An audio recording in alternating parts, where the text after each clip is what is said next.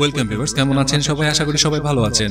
প্রতিদিনের মতো আজ আমরা দেখতে চলেছি একটি অসাধারণ মুভি। এই মুভিতে আমরা দেখব একজন সুন্দরী এয়ার হোস্টেস কিভাবে একজন যাত্রীর সাথে প্রেম সম্পর্ক করে এবং শেষ পর্যন্ত তাদের প্রেমের কি হয়েছিল, কি পরিণতি হয়েছিল। তবে ভিডিওটি শুরু করার আগে যারা এখনো আমাদের চ্যানেলটিকে সাবস্ক্রাইব করেনি তারা প্লিজ চ্যানেলটিকে সাবস্ক্রাইব করে আমাদের সঙ্গে থাকবেন। তো চলুন শুরু করা যাক মুভির এক্সপ্লেনেশন। মুভির শুরু হয় ব্রাজিলের একটি এয়ারপোর্ট থেকে, যেখানে একজন এয়ার হোস্টেস তার চেকিং শেষ করে কাউন্টারে গিয়ে তা গান শুনতে থাকে। তখন সেখানে একটি লোক এসে দাঁড়ায় এবং সেও গান শুনতে থাকে। তার পাশে দাঁড়িয়ে থাকা এয়ার হোস্টেসটি ভালো কোনো গান প্লে করতে পারছিল না, তাই লোকটি তাকে গান প্লে করতে সাহায্য করে। তখন তাদের ভিতর কোনো কথা হয় না, কিন্তু একে অপরকে দেখে মুচকি হাসে। এরপর তারা দুজন দুদিকে চলে যায়। সিন শিফট হয় এয়ারপ্লেনে, যেখানে লোকটি একটি সিটে বসেছিল। এয়ার হোস্টেস মেয়েটিও সেখানে আসে, যার নাম অ্যাব্রিল, যার সাথে কিছুক্ষণ আগে তার কাউন্টারে দেখা হয়েছিল। ওই লোকটির নাম ম্যানুয়েল। অ্যাব্রিল তার সাথে একটি ছোট্ট ছেলেকে নিয়ে আসে এবং ম্যানুয়েলকে বলে, তুমি যে সিটটিতে বসে আছো ওই সিটটি এই ছেলেটির। এই বলে অ্যাব্রিল সেখান থেকে চলে যায়, কিন্তু বাচ্চা ছেলেটি ম্যানুয়েলকে বলে, আপনি আমার সিটে বসেন, আমি জানালার পাশে আপনার সিটটিতে বসবো। বাচ্চাটির এরকম কথা শুনে ম্যানুয়েল বাচ্চাটিকে তার সিটে বসতে দেয়। ফ্লাইট টেক অফ হয়েছে, অনেক সময় হয়ে গেছে। ম্যানুয়েল অ্যাব্রিল একা হওয়ার জন্য ওয়েট করছিল। যখন অ্যাব্রিল একা হয়ে যায় তখন সেখানে ম্যানুয়েল আসে। অ্যাব্রিল ম্যানুয়েলকে বলে, তুমি তো আমার সিট ছেড়ে এখানে আসলে কেন? তোমার প্লেন জার্নি ভয় লাগে নাকি? অ্যাব্রিলের কথা শুনে ম্যানুয়েল তাকে বলে, আমি একজন ইনোলজিস্ট, যে কারণে আমি ওয়াইন বানানোর এক্সপার্ট, আমি ওয়াইন বানানোর বিজনেস করি। এই কথা শুনে অ্যাব্রিল মুস্কি হাসে। অ্যাব্রিল এবং ম্যানুয়েল তাদের পাশে দাঁড়িয়ে থাকা একজন এয়ার হোস্টেসকে তার বয়ফ্রেন্ডের সাথে রোম্যান্স করতে দেখে। তখন তারা দুজন একে অপরের দিকে তাকিয়ে মুস্কি হাসে। তখন হঠাৎ করে প্লেনে যান্ত্রিক কিছু ত্রুটির কারণে ঝাটকা লাগে, যার ফলে ম্যানুয়েল ভয় পেয়ে যায়। অ্যাব্রিল ম্যানুয়েলকে বলে যে মাঝে মাঝে প্লেনে এরকম ঝাটকা লাগে, এটা নর্মাল ব্যাপার। এটা শুনে ম্যানুয়েল অ্যাব্রিলকে ইশারা করে বলে, দুজন যদি রোম্যান্স করি সেটা কি নর্মাল ব্যাপার হবে? তখন হঠাৎই ওই এয়ার হোস্টেসটি বাইরে বেরিয়ে আসে, যে এতক্ষণ তার বয়ফ্রেন্ডের সাথে রোম্যান্স করছিল। তখন আবার ম্যানুয়েল তার সিটে চলে আসে। এদিকে অ্যাব্রিলের বমি লাগছিল। এদিকে অ্যাব্রিলের বোরিং লাগছিল, তাই সে একটা সিটে বসে পড়ে। আর অন্য এয়ার হোস্টেসটি যখন প্লেনে থাকা অন্য প্যাসেঞ্জারদের কাছে যায় তখন আবার অ্যাব্রিলের কাছে ম্যানুয়েল আসে। তখন অ্যাব্রিল ম্যানুয়েলকে বলে, এখানে বারবার আসা বাদ দাও।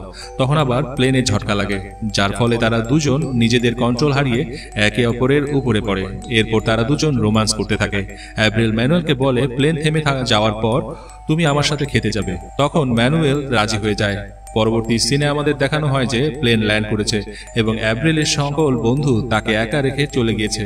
আসলে অ্যাব্রিলই তার সকল বন্ধুদেরকে ইচ্ছে করে তাদের সাথে যায়নি, সে ম্যানুয়েলের সাথে ডেটে যাবে বলে। সে বাইরে দাঁড়িয়ে ম্যানুয়েলের আসার জন্য অপেক্ষা করতে থাকে। অ্যাব্রিল ম্যানুয়েলকে দূরে একটি লাইনে দাঁড়িয়ে থাকতে দেখে এবং তার জন্য অপেক্ষা করতে থাকে, কিন্তু তাদের দুজনের ভাগ্য তো অন্য কিছু চাইছিল। তখন হঠাৎ কাস্টমের প্রবলেম হয়ে যায়। এয়ারপোর্টে থাকা গার্ডটি সমস্ত যাত্রীদের সেখান থেকে এক সাইডে নিয়ে যায়। এই কারণে তারা দুজন কারোর সাথে দেখা করতে পারে না। দুজন তো দুজনের নাম্বারও নেয়নি। এই কারণে তারা দুজন একে অপরের থেকে আলাদা হয়ে যায়। আর এভাবে 7 বছর কেটে যায়। 7 বছর পরের সিন আমাদের দেখানো হয়, যেখানে আমরা দেখি যে অ্যাব্রিলের বিয়ে হয়ে গেছে অন্য একটি লোকের সাথে।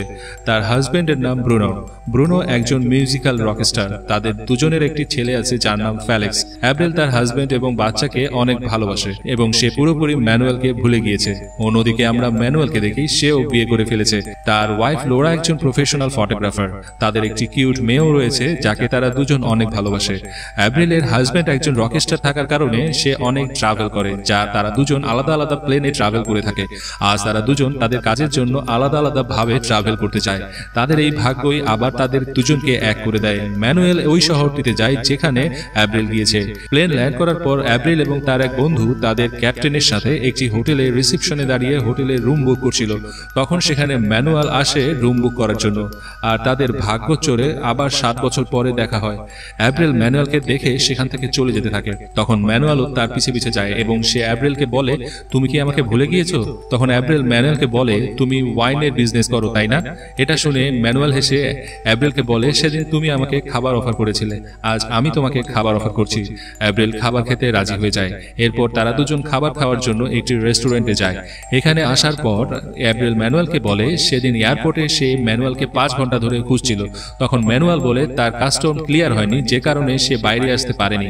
এরপর অ্যাব্রিল তার ছেলে এবং হাজবেন্ডের সাথে কথা বলার চেষ্টা করে, কিন্তু রেস্টুরেন্টের সিগন্যাল না থাকার কারণে সে কথা বলতে পারে না। তখন সে তার হাজবেন্ড এবং বাচ্চার ফটো ম্যানুয়ালকে দেখায়। ম্যানুয়াল তার মেয়ে এবং স্ত্রীর ফটো অ্যাব্রিলকে দেখায়। তখন অ্যাব্রিল ম্যানুয়ালকে বলে, অবশেষে তুমি তোমার সত্যিকারের ভালোবাসা পেয়ে গেছো। এইসব শুনে ম্যানুয়াল বলে, আজ আমি তোমাকে ভালোবাসতে পারতাম। তখন অ্যাব্রিল বলে যে যেটি হয়নি সেটি নিয়ে ভেবে কি লাভ। সো সে ম্যানুয়ালকে বলে, আজ আমার ক্যাপ্টেনের জন্মদিন, বাসায় গিয়ে তার জন্মদিনের পার্টির জন্য তৈরি হতে হবে। এই বলে সে ম্যানুয়ালকে বাই বলে হোটেলে চলে আসে। হোটেলে যাওয়ার পর অ্যাব্রিল তার ছেলে এবং হাজবেন্ডের সাথে ফোনে কথা বলে। তখন তার রুমের বাইরে তার এয়ার হোস্টেস বন্ধু আসে এবং সে ম্যানুয়ালের ব্যাপারে তার কাছে জিজ্ঞাসা করে। তখন অ্যাব্রিল তার বন্ধুকে থামিয়ে দিয়ে বলে, ম্যানুয়ালের কথা রাখো, আমার ভালো একটি পরিবার রয়েছে, আমি আমার হাজবেন্ড এবং বাচ্চাকে অনেক বেশি ভালোবাসি। এরপর সে তার বন্ধুকে ক্যাপ্টেনের জন্মদিনে যাওয়ার জন্য তার রোড তৈরি হতে বলে। এদিকে ম্যানুয়াল তার রুমে বসে তার স্ত্রীর সাথে ভিডিও কলে কথা বলছিল। কিছুক্ষণ পর কথা বলার পর সে বোর হয়ে যায়। বোর হয়ে সে সাথে চলে যায়। তখন সে সামনের পার্টিতে অ্যাব্রিলকে দেখতে পায়। অ্যাব্রিল যখন ম্যানুয়ালকে দেখে, সে ম্যানুয়ালকে পার্টিতে আসতে বলে। তখন ম্যানুয়ালও পার্টিতে চলে যায়। তারা দুজন পার্টিতে ড্যান্স করে, পার্টিতে তারা ড্রিঙ্কসও করে। এরপর তারা দুজন ছাদে চলে যায় এবং নিজেদের ব্যাপারে গল্প করতে থাকে। তখন ম্যানুয়াল অ্যাব্রিলকে বলে পরের দিন ফ্লাইট দেখতে যাওয়ার জন্য অফার করে, কিন্তু অ্যাব্রিল তাকে বারণ করে দেয়।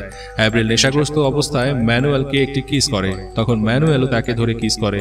তখন তারা দুজন অনেক রোমান্টিক হয়ে যায়। তখন হঠাৎ করে অ্যাব্রিলের মন পাল্টে যায় এবং সে নিজেকে ছাড়িয়ে সেখান থেকে চলে যায়। পরের দিন সকালে অ্যাব্রিল তার হাজবেন্ড ব্রুনো এবং তার ছেলে ফেলিক্সের সাথে ভিডিও কলে কথা বলে। কিছুক্ষণ বাদে নেটওয়ার্ক চলে যায়, যে কারণে অ্যাব্রিল কথা বলতে পারছিল না, ঘরে বসে বসে বোর হচ্ছিল। তাই অ্যাব্রিল বাইরে বেরিয়ে ঘোরার সিদ্ধান্ত নেয়। সে তার ড্রেস চেঞ্জ করে তার বন্ধু রুমে যায়, কিন্তু তার বন্ধু ক্যাপ্টেনের সাথে রোমান্স করছিল, যে কারণে সে তার বন্ধু এবং ক্যাপ্টেনকে একা রেখে চলে আসে। অ্যাব্রিল যখন বাইরে যাচ্ছিল তখন তার সামনে ম্যানুয়াল আসে। ম্যানুয়াল অ্যাব্রিলকে আর্ট ফেয়ারে যাওয়ার জন্য বলে, কিন্তু অ্যাব্রিল তার সাথে যেতে চায় না। তাই ম্যানুয়াল সেখান থেকে একা একাই চলে যেতে থাকে। তখন অ্যাব্রিলের একটু খারাপ লাগে, এমনি সে একা ছিল, এই কারণে সে ম্যানুয়ালের সাথে যাওয়ার জন্য রাজি হয়ে যায়। এরপর তারা দুজন বিভিন্ন জায়গায় ঘোরাঘুরি করে। তারা একটি আর্ট ফেয়ারেও যায়, যেখানে অনেক ধরনের জিনিস ছিল। এখান থেকে ম্যানুয়াল একটি রিং কিনে অ্যাব্রিলের জন্য। এরপর তারা দুজন একটি জায়গায় ঘুরতে যায় এবং সেখানে গিয়ে একটি জায়গায় বসে। তখন অ্যাব্রিল বলে যে এখানে এসে আমার খুব ভালো লাগছে। এরই মধ্যে বৃষ্টি চলে আসে। তারা দুজন রোমান্টিক হতে শুরু করে। তাদের দুজনের ভাগ্য এরকম ছিল যে 7 বছর পরে তাদের ভাগ্য তাদের সামনে দাঁড় করায়। বৃষ্টি হওয়ার কারণে তারা অনেক ক্লোজ হয়ে যায়। এরপর তারা দুজন হোটেলে এসে ফিজিক্যালি হয়। পরের দিন সকালে ম্যানুয়াল তার কেনা রিং অ্যাব্রিলকে দেয়। কিছুক্ষণ পর ম্যানুয়ালের ওয়াইফ তাকে কল করে। সে তার ওয়াইফের সাথে কথা বলে। ম্যানুয়াল তার ওয়াইফকে মিথ্যা বলে। সে তার ওয়াইফকে বলে সে বিজনেসের কাজে আটকে পড়েছে, তার আসতে আরো কয়েকদিন সময় লাগবে। এটি শুনে অ্যাব্রিলের ভালো লাগে না, সে অনেক রেগে যায়। তখন ম্যানুয়াল তাকে বলে, আমার ওয়াইফের সাথে কথা বলতে দেখে তুমি রেগে গেলে কেন? তখন অ্যাব্রিল বলে যে তুমি তোমার ওয়াইফকে মিথ্যা বললে, আর আমার উপর তো কোনো ভরসাই নেই। এই বলে সে কান্না করতে করতে সে সেখান থেকে চলে যায়। এভাবে অনেকটা দিন কেটে যায়। ম্যানুয়াল কোনোভাবে অ্যাব্রিলকে খুঁজে পাচ্ছিল না, তাই সে মেসেঞ্জারে অ্যাব্রিলকে মেসেজ করে বলে আমি তোমার সাথে দেখা করতে চাই, কিন্তু অ্যাব্রিল রিপ্লাই করে আমি তোমার সাথে কোনো দেখা করতে চাই না। অ্যাব্রিল এই মেসেজ মন থেকে দেয় না, কারণ সে ম্যানুয়ালকে মন থেকে ভালোবেসে ফেলেছিল। একদিন ম্যানুয়ালের ওয়াইফ লোরা জ্যাকসন ফটোগ্রাফার, সে অ্যাব্রিল এবং তার হাজব্যান্ড ব্রুনোর ফটোশুট করছিল। তখন সেখানে ম্যানুয়াল আসে এবং সে অ্যাব্রিলকে তার হাজব্যান্ডের সাথে দেখে। লোরা এবং ব্রুনো ফটোশুট নিয়ে ব্যস্ত হয়ে যায়। এই সুযোগে অ্যাব্রিল ম্যানুয়ালের কাছে যায়। অ্যাব্রিল ম্যানুয়ালকে বলে আমি তো তোমার সাথে দেখা করতে চাইনি, তুমি এখানে এসেছো কেন? এখন ম্যানুয়াল অ্যাব্রিলকে তার সাথে হোটেলের রুমে যেতে বলে। এটা শুনে অ্যাব্রিল রেগে যায় এবং সেখান থেকে চলে যায়। ম্যানুয়াল হোটেলের রুমে আসে, যেখানে সে অ্যাব্রিলকে দেখতে পায়। এরপর সে আবারও অ্যাব্রিলের সাথে ফিজিক্যালি হয়। কিছুক্ষণ পর যখন অ্যাব্রিল তার ফোন চেক করে, সে দেখে যে তার ছেলে স্কুল থেকে তার টিচার অনেকবার কল করেছে।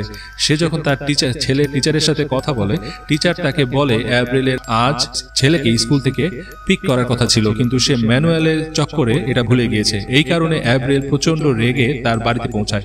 যখন সে তার বাড়িতে পৌঁছায় তখন সে দেখে তার ছেলে ঘুমিয়ে রয়েছে। তার ছেলেকে ব্রুনো পিক করে বাড়িতে নিয়ে এসেছে। এদিকে ম্যানুয়ালের ওয়াইফ লোরা অ্যাব্রিল এবং ম্যানুয়েলের ব্যাপারে সব জেনে যায়। লোরা ম্যানুয়েলকে বলে, তুমি আমাকে ধোকা দিলে, তোমার এবং অ্যাব্রিলের চক্কর চলছে। তখন ম্যানুয়েল বলে, আমি তোমাকে এইসব কিছু বলতাম। সে আরো বলে, এইসব কিভাবে হয়ে গিয়েছে আমি বুঝতে পারিনি। লোরা বলে, তোমার সাথে এরকম কেন হয়, আমার সাথে এরকম তো হয় না। এই বলে সে কান্না করতে করতে সেখান থেকে চলে যায়। এদিকে অ্যাব্রিল তার সবকিছু তার হাজবেন্ড ব্রুনোকে খুলে বলে। সে বলে সেদিন সে স্কুলে তার ছেলেকে আনতে যায়নি, কারণ সে তখন ম্যানুয়েলের সাথে হোটেলে ছিল। এইসব শুনে ব্রুনো অনেক কষ্ট পায়। সে রেগে অ্যাপ্রিলকে বলে, আমি তোমাকে অনেক ভালোবাসতাম, আর তুমি আমাকে ধোকা দিলে, তোমাকে কখনোই আমি ক্ষমা করব না। অ্যাপ্রিল ম্যানুয়েলকে SMS করে এয়ারপোর্টে ডাকে এবং সে সিদ্ধান্ত নেয় যে এখন থেকে সে ম্যানুয়েলের সাথে থাকবে। তাই সে একটি ট্যাক্সি নিয়ে এয়ারপোর্টে চলে আসে। রাস্তায় সে অনেক কান্না করে। অন্যদিকে ম্যানুয়েল এয়ারপোর্টে গিয়ে পৌঁছায় এবং সে অ্যাপ্রিলের আসার জন্য অপেক্ষা করতে থাকে। তখন হঠাৎ অ্যাপ্রিলের মন পাল্টে যায় এবং সে সিদ্ধান্ত নেয় সে তার হাজবেন্ড এবং তার ছেলের কাছে ফিরে যাবে। আসলে ছেলে এবং তার হাজবেন্ডকে হারিয়ে অ্যাপ্রিল বুঝতে পারছে যে সে তার ফ্যামিলিকে কতটা ভালোবাসে।